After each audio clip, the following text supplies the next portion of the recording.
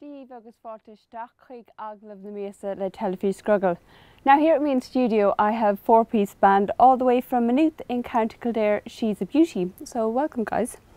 Now Rob, you're here beside me, so I'll get you to introduce yourself and the rest of the band. I'm Robert.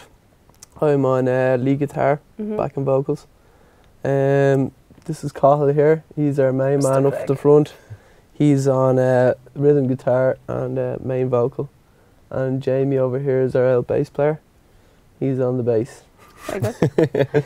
He's on the bass, very good. Now to go back to your musical backgrounds, each of you, starting with you Rob, how did you get into music?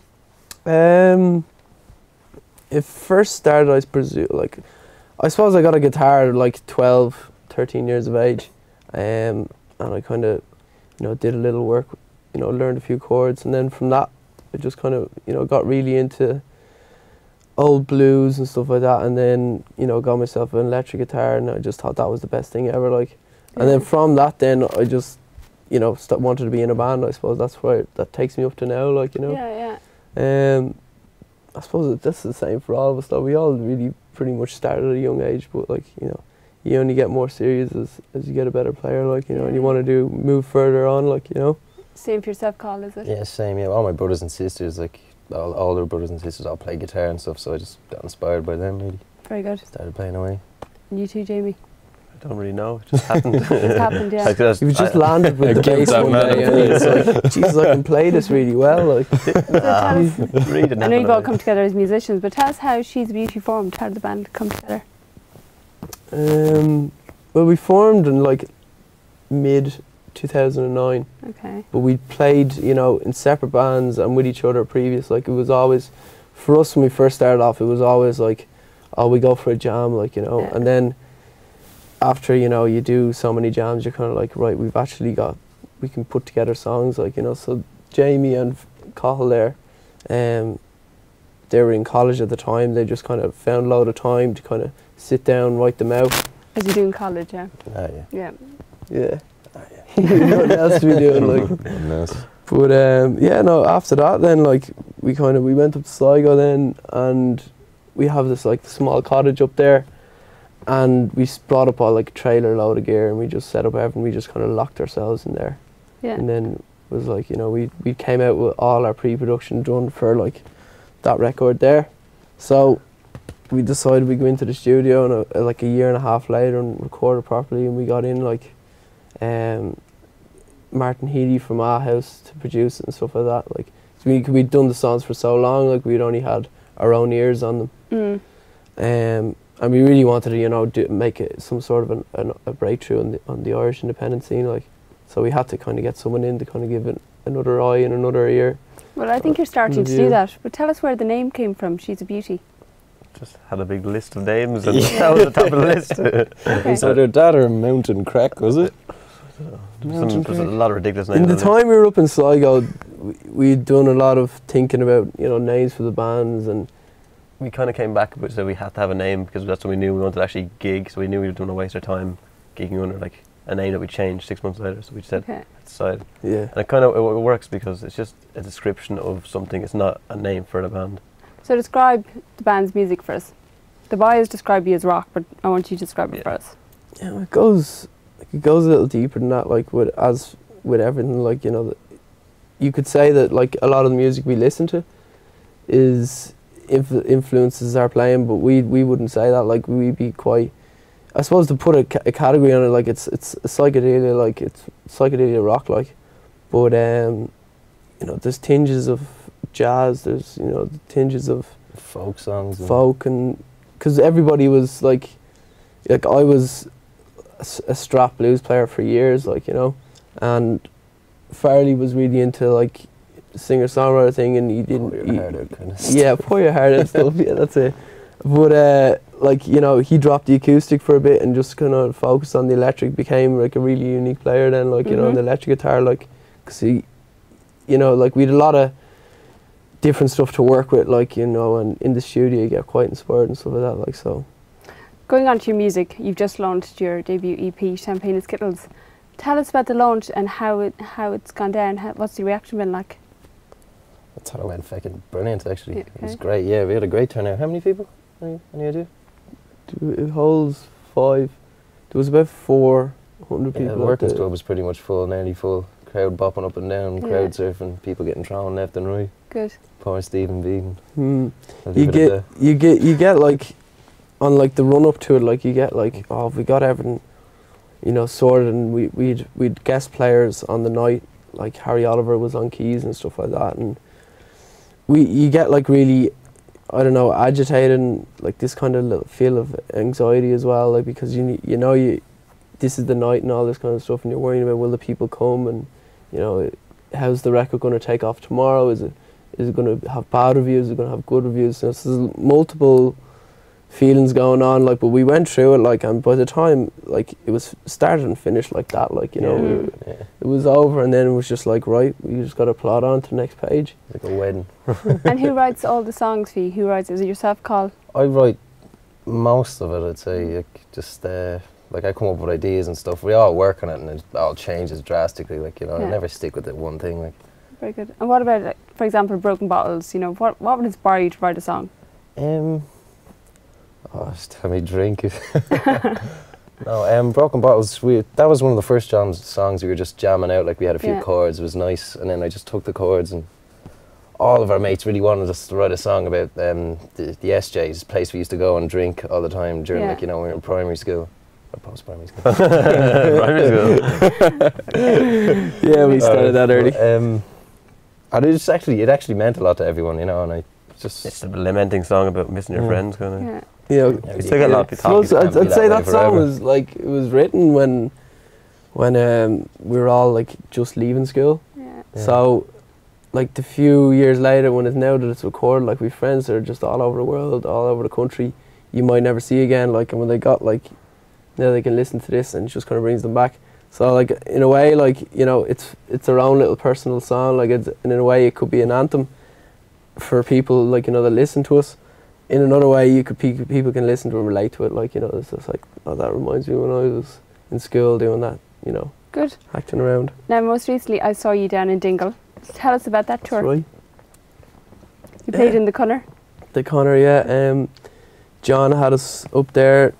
Dingle was great, like it's different, like, because we're used to playing, like, you know, Dublin, Dane Quarter, you know, a lot of stuff in Navan and Sligo and stuff like that, like, so each place for us up until Dingle was the same.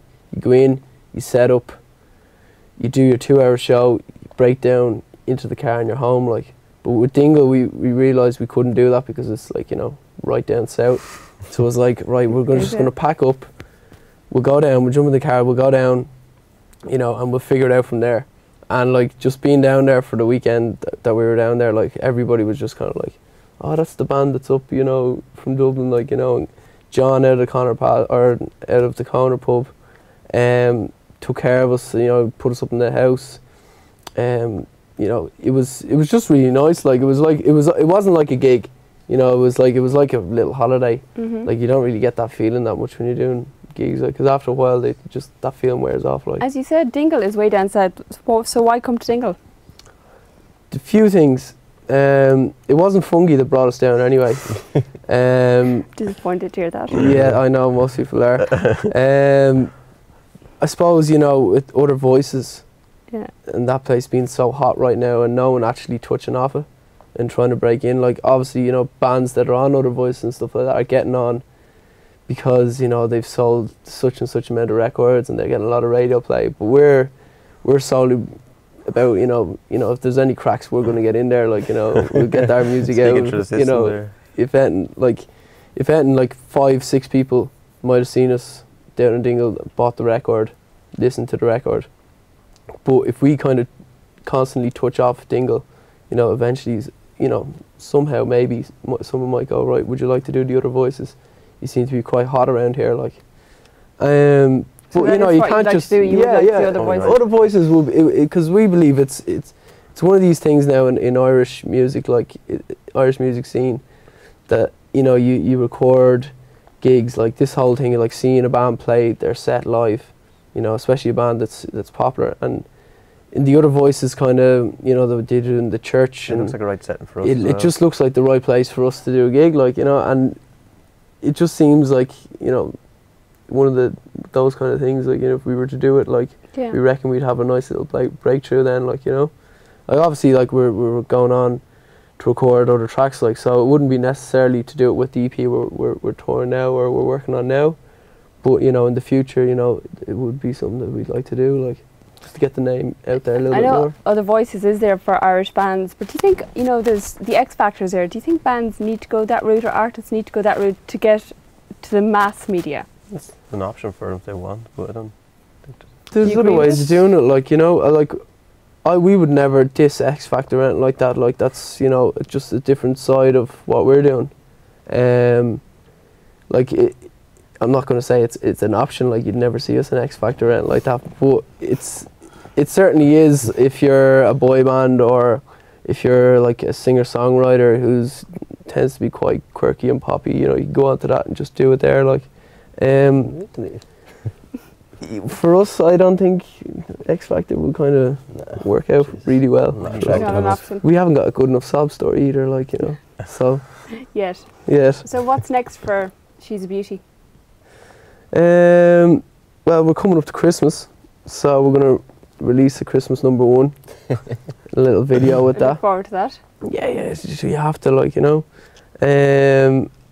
And then, like, we have other things as well. Like, obviously, we're recording 2 singles to be released. Like, one will be released as a download, and then the other might be released as a video, like, on YouTube. And we're trying to kind of push that, like, this whole thing where, like, you know, you've got a lot of, like, Facebook and YouTube and Twitter and all this kind of stuff. You can work them a lot to your advantage. Like, you just have to be smart in how you're releasing stuff, and, you know, who's seeing it and is it getting to the right people. Like, there's a few, like, it's a tricky little game, like, you know, like, when you're releasing stuff, because you don't want to release something it to be a great song and just vanish in the dust. Like, you know, you need to, if that song says, you know, you must drive it down this route, you must go down that route with this song, like, you know.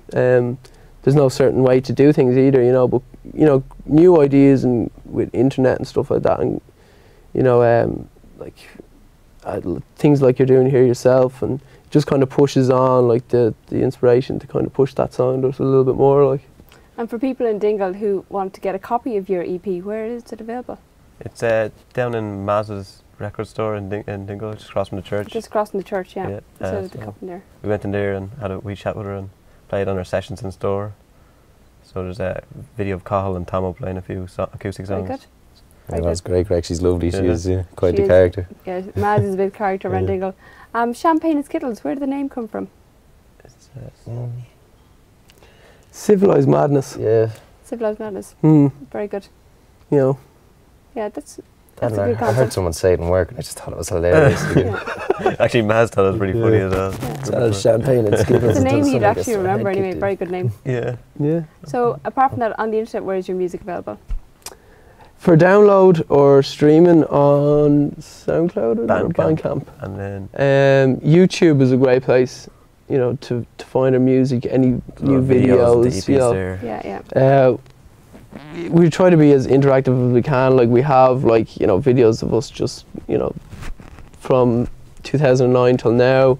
We have a new video coming out by Daxon Photography. He's doing this kind of like a montage of through the years of where it's been brought up to now, and then obviously the singles, the Christmas number 1, which will be released like the 4th or the 8th of December, will be up for like streaming, and it'll be up on YouTube as a video. We're going to have some little quirky video going along with the song. Like. So lastly and most importantly, are you coming back to play in Dingle again? Oh yeah. Yeah, hopefully now, if all goes well, we can get down there just after Christmas, like January, February. Try to keep it into January. Like, we'd like to do a small launch down there maybe for the new songs, new singles, like. And once again, like, you know, if we can get in the door of other voices, you know, just turn up someday, just start setting up and tuning up, you know, and just be like, yeah, we're the band tonight, like, you know. Very good. Go on. Probably chances are we'll turn up the wrong church. Yeah, turn up at the wrong church. I'm sure you wouldn't be the first band to do it. Oh, really? Yeah. Well, guys, thanks very much for coming in to see us here at Scrogall. Thanks very much, Eva. Thanks for having us. Well, Sinead Dero le Aglav na Mesa with She's a Beauty. We'll be back next month. Song of Fall.